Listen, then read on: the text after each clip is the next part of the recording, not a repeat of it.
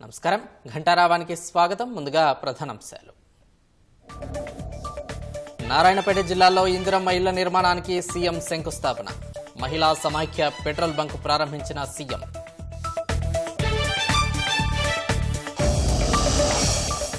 కోటి మంది మహిళలను కోటీశ్వరులు చేస్తామన్న సీఎం. అదే తమ ముందున్న ప్రధాన లక్ష్యమని స్పష్టీకరణ.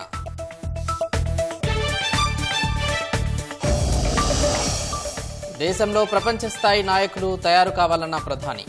అందుకు సోల్ గేమ్ చేంజర్గా నిలుస్తుందని ఆకాంక్ష.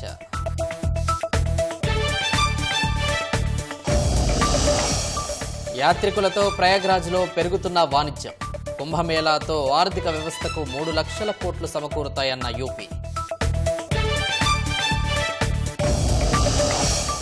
3 బస్సు పేలులతో ఉలిక్కిపడిన ఇజ్రాయెల్.